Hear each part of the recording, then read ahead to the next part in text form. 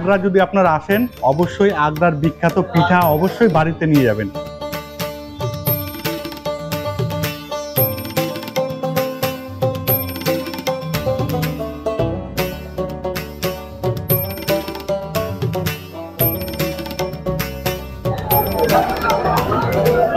রাধে রাধে বন্ধুরা, আমি এখন এমন এক জায়গায় অবস্থান করছি যেটি হিন্দু ধর্মাবলম্বী প্রত্যেকের কাছেই খুবই পবিত্র একটি স্থান। আমার পিছনে দেখতে পাচ্ছেন একটি গেট, এটি হচ্ছে ভগবান শ্রীকৃষ্ণের জন্মভূমির মন্দিরের মূল গেট। তাহলে চলুন শুরু করি মথুরা দর্শনের প্রথম পর্বের ভিডিও। মন্ত্রমুগ্ধ ঐতিহ্যে ভরা, আত্মাকে আনন্দময় করে তুলতে এবং আধ্যাত্মিক বিচক্ষণতাকে বাড়িয়ে তুলতে ভারত তথা সমগ্র বিশ্বব্রহ্মাণ্ডের অতীব পবিত্র স্থান হলো এই মথুরা, যা ভারতবর্ষের উত্তরপ্রদেশ রাজ্যেই অবস্থিত। এই স্থানেই ভগবান শ্রীকৃষ্ণ পিতা বসুদেব এবং মাতা দেবকীর গর্ভে জন্মগ্রহণ করেছিলেন। সেই মথুরা থেকেই আপনাদের সকলকেই স্বাগত। ভগবান শ্রীকৃষ্ণের স্পন্দনে মোহিত হয়ে এবং শহরের সেরা সংস্কৃতির সাক্ষী হতে ও মথুরায় অবস্থিত ভগবান শ্রীকৃষ্ণের জন্মভূমি মন্দির সহ মথুরার আরও বেশ কিছু দর্শনীয় স্থানগুলি দর্শন করতে ও ভগবান শ্রীকৃষ্ণের আশীর্বাদ নিতে ভারত তথা বিদেশ থেকেও লক্ষ লক্ষ ভক্তরা সারা বছরই প্রায় ভিড় জমায় এই মথুরা নগরীতে। তবে বেশিরভাগ ভক্তরাই এই মথুরা নগরীতে ভিড় জমায় কৃষ্ণ জন্মাষ্টমী উৎসব ও হোলি উৎসবে। আমরাও আজ কৃষ্ণ জন্মাষ্টমী উৎসবকে উদ্দেশ্য করে এবং মথুরার জন্মাষ্টমী উৎসবকে উপভোগ করতে আপনাদের সঙ্গী করে রাধে রাধে বলে যাত্রা শুরু করলাম মথুরার উদ্দেশ্যে।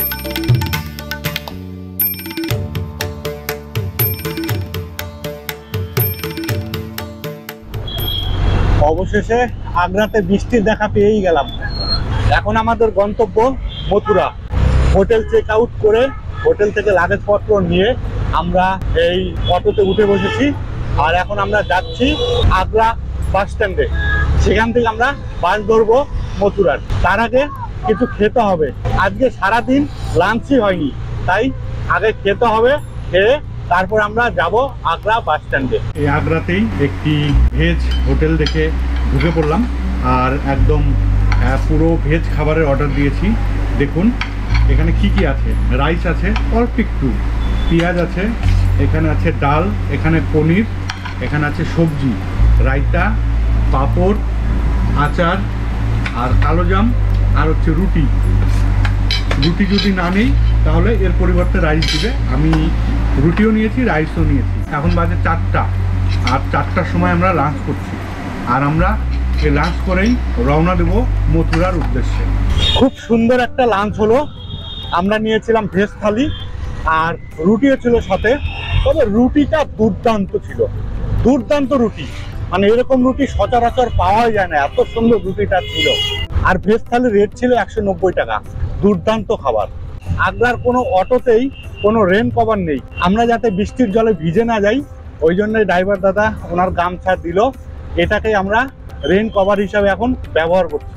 আমাদের এই 12 রাত 13 দিনের আগ্রা, মথুরা ও বৃন্দাবন ভ্রমণের অলরেডি 3 রাত আমরা কাটিয়ে ফেলেছি। 1 রাত ট্রেন ভ্রমণে, আর বাকি 2 রাত আগ্রাতে। 2 রাত আগ্রায় রাত্রিবাস করে আমরা প্রায় আগ্রার সমস্ত দর্শনীয় স্থানগুলিই দেখে ফেলেছি। মোট 4টি পর্বে আগ্রা ভ্রমণকে আপনাদের সামনে তুলে ধরেছি। সেই সমস্ত ভিডিও লিঙ্ক ডেসক্রিপশন বক্সে ও উপরের আই বাটনে দেওয়া রয়েছে, সময় করে অবশ্যই একবার দেখে নেবেন।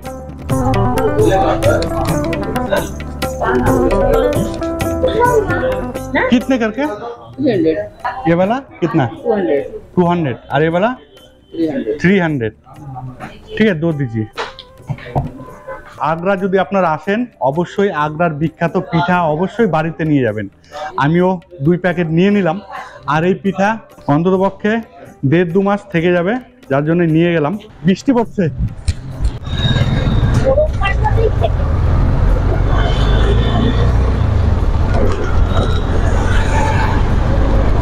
ভাবছিলাম এসি বাসে করে মথুরা পৌঁছাবো, কিন্তু যাওয়া হলো না। এত ভাড়া চাইছে, 300 টাকা করে ভাড়া চাইছে।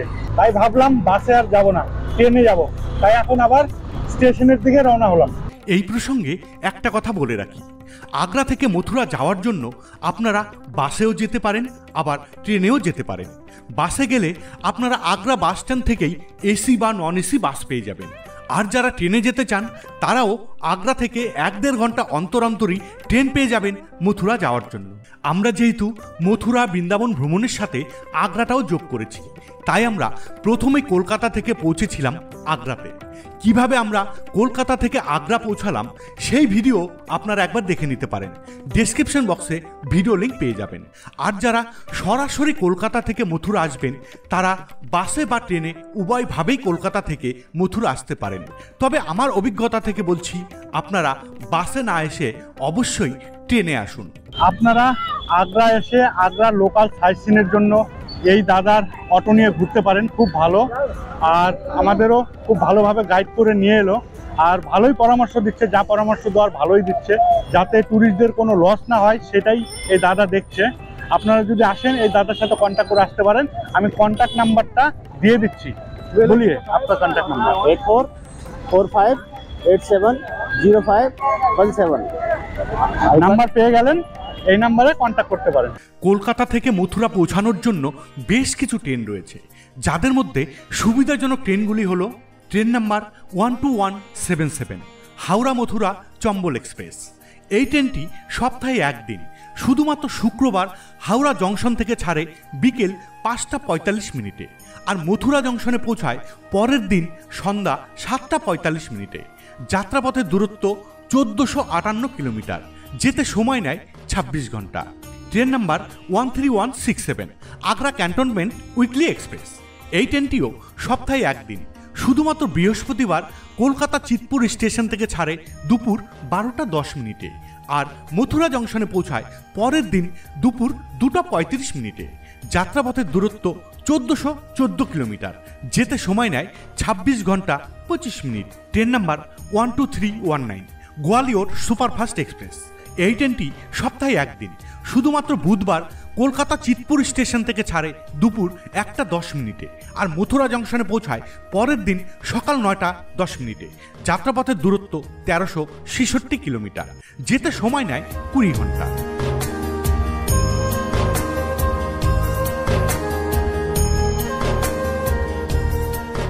যাই হোক, বলতে বলতেই আমরা পৌঁছে গেলাম আগ্রা ঈদগাহ বাস স্ট্যান্ডে।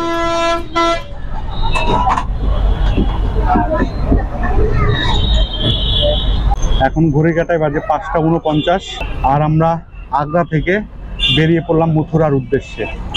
আগ্রা থেকে মথুরার দূরত্ব প্রায় 57 কিলোমিটার, যেতে মোটামুটি 1.5 ঘন্টার মতো টাইম লাগে। তাহলে চলুন যাওয়া যাক মথুরা। তো মথুরা যাওয়ার পথের আশেপাশে যে দৃশ্যাবলী আমরা পাবো সেগুলো শেয়ার করব, সেগুলো আপনাদের দেখাতে থাকবো। চলুন।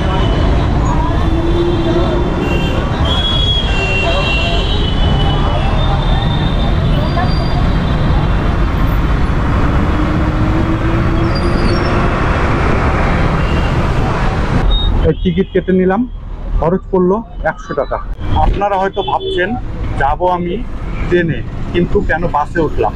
তার কারণ একটাই, আগামীকাল জন্মাষ্টমী, ট্রেনে প্রচণ্ড ভিড় হবে, ওই জন্যেই শেষমেশ ট্রেন জার্নিটা ক্যান্সেল করলাম, আবার বাসেই উঠলাম।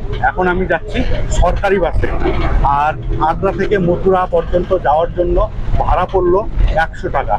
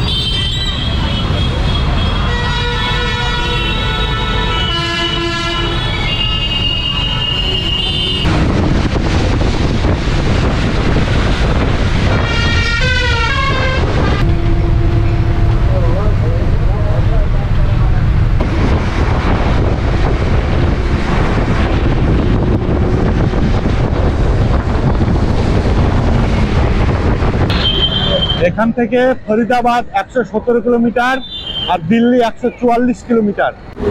এখন বাজে 7:56 আর আমরা মথুরাতে নেমে গেলাম। এবার হোটেলে যাবো। এখান থেকে হোটেলের দূরত্ব 3 কিলোমিটার। দেখি একটা টোটো বা অটো কিছু একটা নিয়ে নিব, নিয়ে তারপর আমরা এখন হোটেলে পৌঁছাবো। আগ্রা থেকে মথুরার দূরত্ব প্রায় 57 কিলোমিটার, কিন্তু আমাদের আসতে সময় লাগলো প্রায় 2 ঘন্টার মতো, কারণ আস্তে আস্তে রাস্তার বেশ কিছু জায়গায় জ্যাম ছিল, যার জন্য সময়টা একটু বেশি লেগেছে। প্লাস আগ্রা থেকে বের হতেও অনেকটা টাইম লেগেছিল। এখানে দাঁড়াও।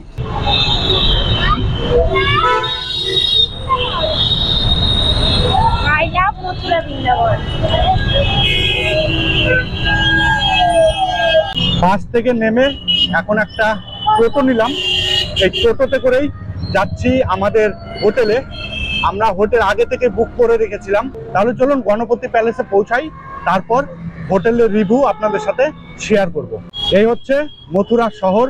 আপনারা দেখতে থাকুন মথুরা শহর, এনজয় করতে থাকুন মথুরা শহর, আর আমরা এগোতে থাকি আমাদের হোটেলের উদ্দেশ্যে।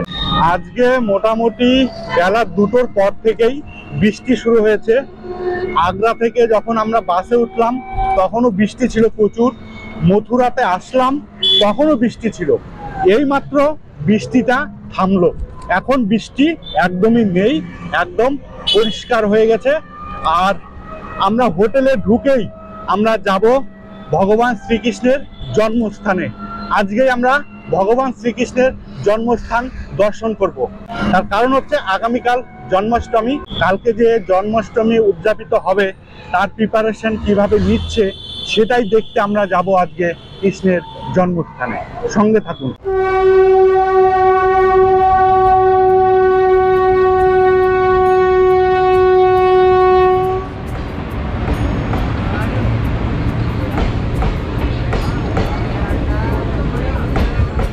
বিকেল গড়িয়ে রাত, আর আমরা এই মথুরার এই আলো আধারী পথ ধরেই এগিয়ে যাচ্ছি আমাদের হোটেলের উদ্দেশ্যে। আর আমাদের এই হোটেলের পৌঁছানোর জন্য আমাদের ভরসা করতেই হয়েছিল সবচেয়ে বিশ্বস্ত গুগল বাবার। কিন্তু গুগল বাবা যে আমাদের এইভাবে ধোঁকা দিবে তা একটুও বুঝতে পারেনি। দেখুন আমাদের কোন জায়গায় নিয়ে এসছে, একটা কলোনির মধ্যে। মানে কি বলবো আর, এই জিপিএসের ফাঁক করে পড়ে আবার আজকে ধোঁকা খেলাম। জিপিএস দেখে দেখে আমরা এমন এক জায়গায় পৌঁছে গেলাম যেখানে একটা কলোনির মধ্যে আমাদের নিয়ে গেল। আশেপাশে কোনো হোটেল নেই, কিচ্ছু নেই। যাই হোক, লোকমুখে শুনে শুনেই আমরা পৌঁছে গেলাম আমাদের আজকের নির্দিষ্ট গন্তব্য হোটেল গণপতি প্যালেসে। অবশেষে রাত্রি 9:22 আমরা পৌঁছে গেলাম আমাদের হোটেলে। এবার হোটেলের রুমে যাই, তারপরে হোটেলের রুমটি আপনাদের দেখাচ্ছি। হোটেলে প্রবেশ করে তাদের নির্দিষ্ট রেজিস্টারে নাম ঠিকানা এন্ট্রি করে গুটি গুটি পায়ে হাঁটতে হাঁটতে এগিয়ে চললাম আমাদের রুমের উদ্দেশ্যে।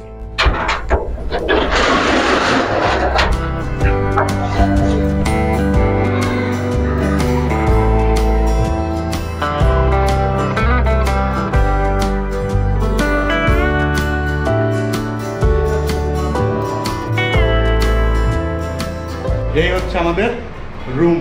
খুব সুন্দর রুম, কিন্তু জায়গাটা একটু ছোট, তবে একদম সাজানো গোছানো।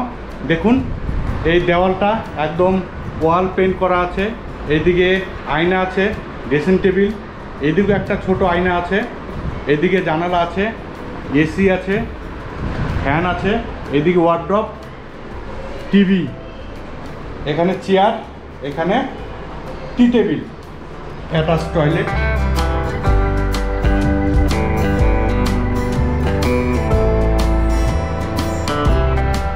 টয়লেটটা বেশ বড়, দেখুন সব কিছুই আছে।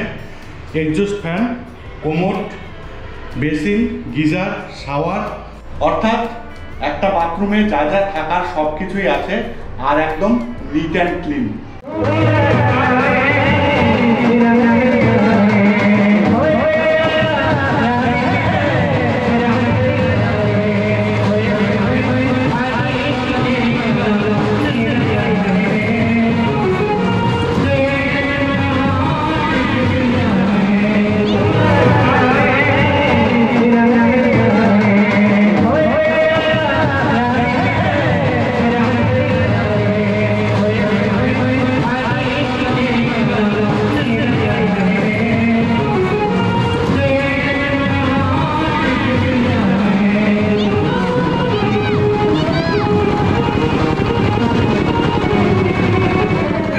আপনারা মথুরা ভ্রমণে এলে আপনারা একটা জিনিস লক্ষ্য করবেন যে আপনাদের পিছনে কিন্তু সব সময় পান্ডারা লেগে থাকবে।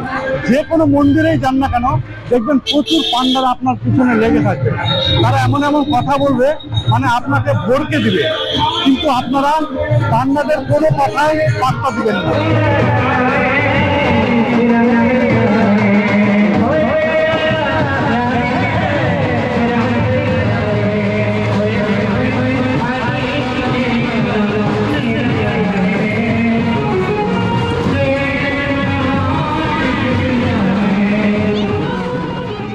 আমরা মথুরার এই গণপতি প্যালেসেই উঠেছি, আর এখানে 3 নাইট আমরা স্টে করব। 3 স্টার হোটেল, আর আমাদের রুমটি হচ্ছে ডিলাক্স রুম। আমাদের পার নাইট ভাড়া পড়লো 1700 টাকা।